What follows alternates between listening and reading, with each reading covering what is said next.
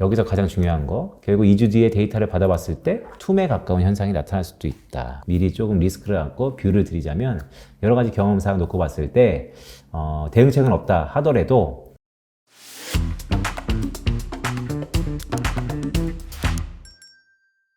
네, 두물머리의 빈센트 연구위원님 모셨습니다. 안녕하세요. 네, 안녕하세요. 두물머리 빈센트입니다. 네, 우리 빈센트 위원님과 함께 2022년 지금 상당히 좀 여러 가지 이슈가 많은데 네네. 과연 이 자산 시장이 어떻게 흘러갈 것인지 네. 알아보는 시간을 갖겠습니다. 네네. 위원님 최근에 좀 바쁘시죠? 뭐 공사가 담화하긴 합니다.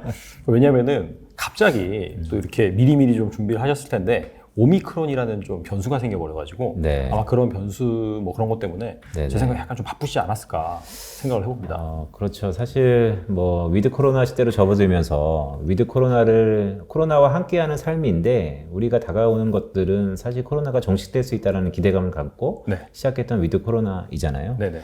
투자 관점에서 보면 리오프닝주가 강하게 기대감을 갖고 상승하고 있었고 근데 생각지도 않게 오미크론이라는 아직까지 지금 한 2주 동안이 상당히 중요한 시기거든요. 아시는 것처럼 데이터가 나와야지 뭐 대응도 하는데 네네. 지난 2주 동안은 어쨌든 데이터를 모으는 과정이기 때문에 상당히 블랭크에 들어간다는 거죠. 대표님 아시는 것처럼 투자에서 가장 싫은 게 뭐죠? 불확실성. 불확실성이죠. 네. 그러니까 이제 불확실성이 2주간에 들어가는데 문제는 오미크론 문제만 해도 머리가 아픈데 네네. 앞으로 펼쳐지는 2주간이 뭐 미국의 부채 한도, 그다음에 12월 FMC에서의 우려감 여러 가지가 뭐 있다 보니까 사실 방향성을 못 잡고 있는 게 우리 주식시장이고 그런 어쨌든 트리거로서 촉매제로서 오미크론이 최근에 어쨌든 급부상하고 있다라고 할 수 있겠습니다. 그럼 제가 단도직입적으로 여쭤볼게요. 네. 오미크론이 그 네. 내년 경제 네. 큰 틀을 이제 결정하는 데 있어서 네. 핵심적인 그런 영향을 미칠 네. 것 같습니까? 네, 잘 모르겠어요. 2주 뒤에 나와서는 좀 더 명확하게 네네. 뭐 말씀을 드릴 수 있을 것 같아요. 하지만 지금 상황에서 좀 말씀드리면 네. 시나리오별로 저희가 늘 얘기를 하죠. 그런데 저 개인적으로 먼저 단정 짓게 좀 말씀드리면 네. 먼저 이 말씀 좀 드릴까요? 네네. 아시는 것처럼 뭐 저 증권사에서 10년 넘게 이코노미스트 하지 않았습니까? 그러다 네네. 보면 수많은 세미나들을 하는데 사실 이런 시국에 제가 뭐 이직을 안 했었다면 역시 기관 참여자들과 함께 고민하고 있었겠죠. 그런데 저는 프레젠테이션의 뭐랄까 형태가 항상 결론이 있어요. 네. 그러니까 이럴 수도 중요하죠. 있고 저럴 수도 있고 아니고 네네. 저는 이렇게 생각합니다. 그런데 이런 논리가 있기 때문에 여러분들이 뭐 그거를 감안해서 반영하세요. 뭐 이런 주의를 보통 얘기를 하기 때문에 이 오미크론도 제가 볼 때는 일단 글로벌 경제에 우리가 오미크론 때문에 투자를 접어야 된다 이런 상황은 벌어질 것 같지 않습니다. 네, 그렇게 보는 이유는 일단 증상이 경미해요. 경증이에요. 네네. 그리고 치사율이 낮아요. 네네. 물론 이 논리가 2주 뒤에 나오는 데이터로 전반적으로 바뀐다면 제 뷰가 바뀌겠지만 지금 상황에서 보면 이 델타 변이 바이러스가 상당히 어떻게 보면 짜증나는 조정을 일으키고는 있는데 이것 때문에 글로벌 실물 경제 아니면 글로벌 센티 자체가 투자의 센티 자체가 뒷걸음질 칠 것도 어느 정도 한계가 있다. 즉 계속해서 나락으로 떨어질 것 같지는 않다라는 기본적인 시각을 갖고 바라보고 있고요. 네네. 아까 이제 단도직입적으로 말씀 주셨기 때문에 네네. 자, 결론은 그렇고 네. 다만 이제 과정을 보면 몇 개 저희가 짚어볼 부분들이 있어요. 그 중에 하나가 결국 앞으로 나타나는 뉴스플로우 중에서 치사율이 가장 중요합니다. 오미크론이 만약에 이전에 델타 변이 바이러스처럼 훨씬 더 능가하는 피해를 가져오는 바이러스다라고 명명이 되는 순간 글로벌 경제를 차치하더라도 글로벌 투자 심리 센티는 상당 부분 둔화될 겁니다. 그래서 저는 그 부분이 가장 중요해 보이고요. 네네. 지금 오미크론이 가장 우려 섞인 부분은 속도예요. 네. 제가 차트 하나 좀 보여드릴게요. 네네.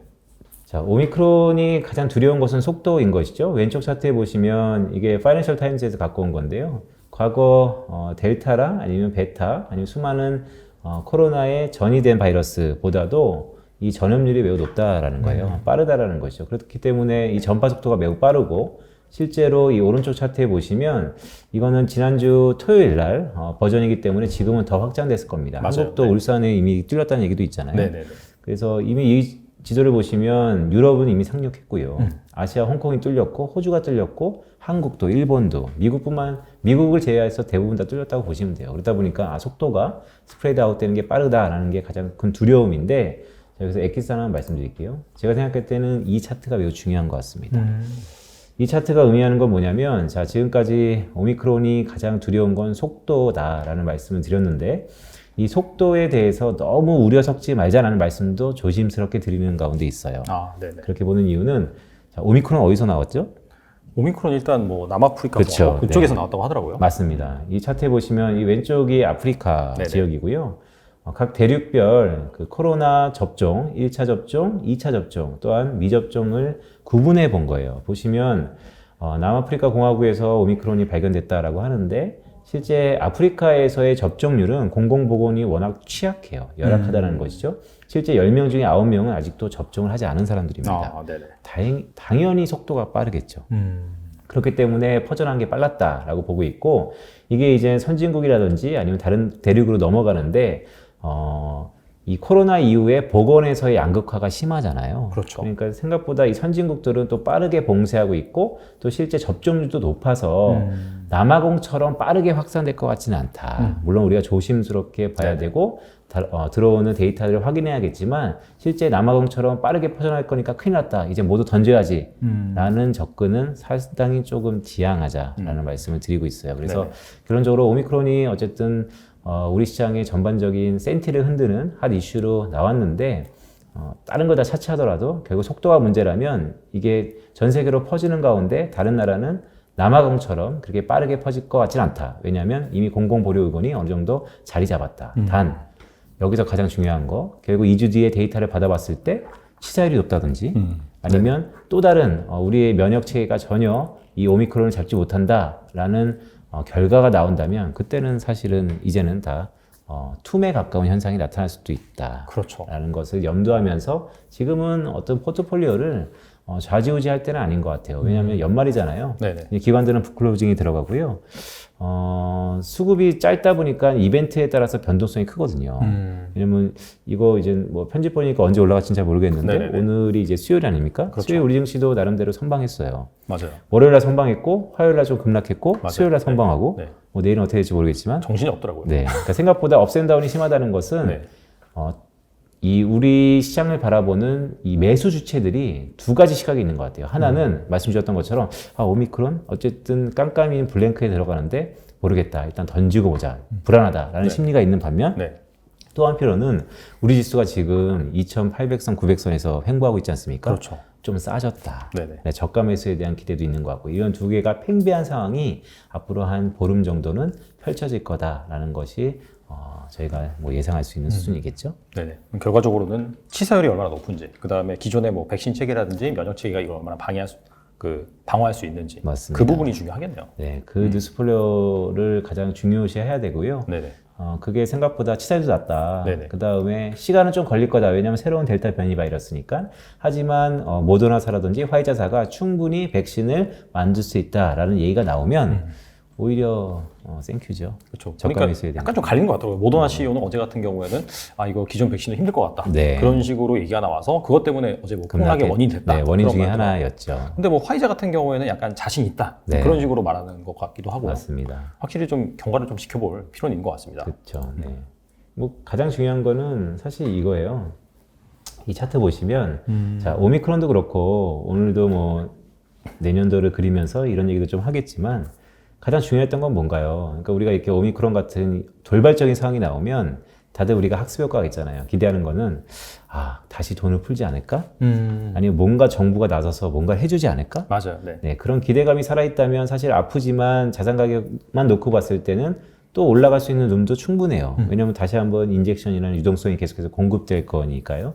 하지만 그게 1년 전과 다르다는 거죠. 지금 상황은. 그렇죠. 정부는 이미 돈이 없고요. 이 차트 하나 보여드릴까요? 네네. 여기 보시면 자 왼쪽 차트는 GDP 대비 정부 부채를 선진국과 신흥시장국으로 나눠온 거예요. 파란색은 선진국, 네. 좀 더 이제 회색은 신흥시장국입니다. 네.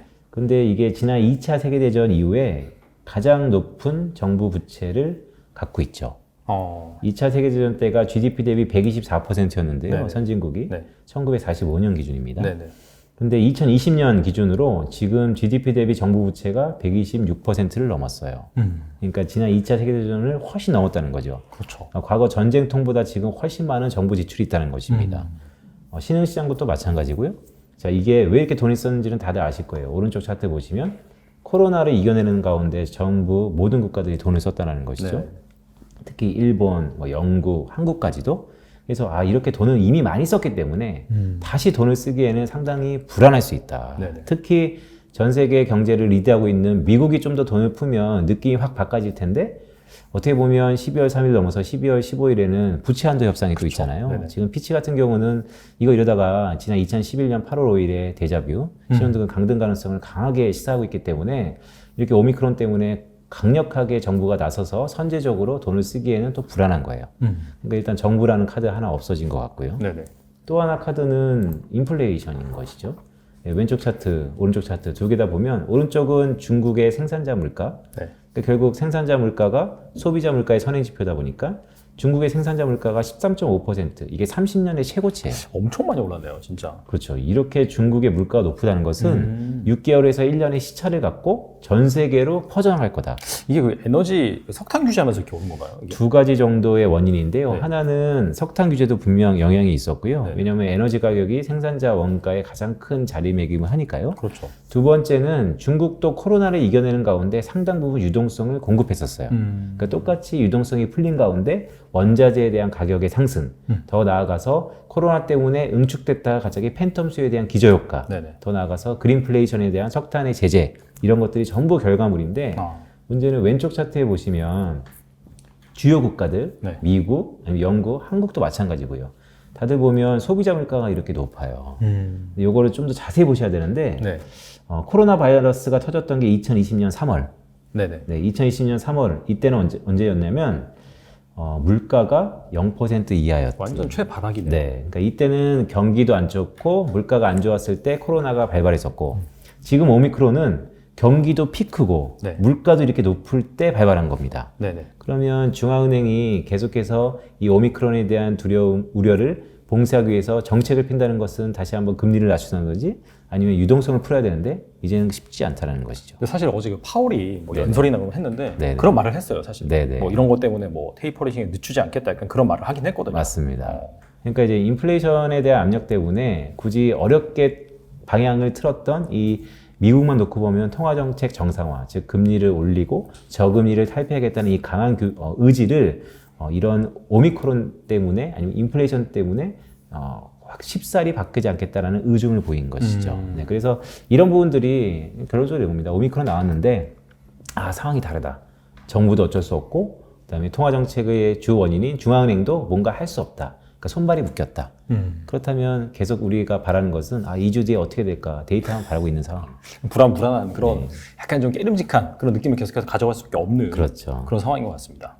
그러다 보니까 뭐 지금의 오미크론이 우리 증시의 이렇게 하락 요인이고 또 향후 어떻게 될 거냐라고 보면 그 두 가지 포인트를 조금 더 우리가 집중하다 보면 결과가 나오지 않을까. 근데 저는 미리 조금 리스크를 안고 뷰를 드리자면 여러 가지 경험상 놓고 봤을 때 대응책은 없다 하더라도 쉽사리 미리 결과도 나오지 않았는데 미리 선제적으로 반응한다고 던져 포지션을 바꿔 라는 것은 좀 어려워 보인다. 좀 지양해야 되지 않을까 이렇게 말씀드립니다. 사실 가만히 있는 게 어떻게 보면 가장 또 현명한 그런 선택일 수도 있잖아요. 지금은 사실은 움츠리고 기존의 포션을 딱 가셔야 되고요. 새로 진입하시는 분들은 극히 또 적어요. 지금도 연말이고 하니까 지금은 되게 관망하실 겁니다. 그래서 네네네. 근데 이게 더 웃긴 거예요. 왜냐하면 새로 들어올 사람들이 적고 네. 그러니까 이제 살 사람들은 관망 자세로 가고 있고 갖고 있는 사람들은 응축되고 그럼 거래는 계속해서 줄어드는데 맞아요. 네. 약간의 이벤트로 인해서 변동성이 더 커지니까 급등락이 훨씬 더 커 보이는 거죠. 네, 그런 수급적인 식으로 요인도 확실히 좀 있는 것 같아요. 맞습니다. 그런 식으로 들어간다라고 보시면 될 것 같습니다. 알겠습니다.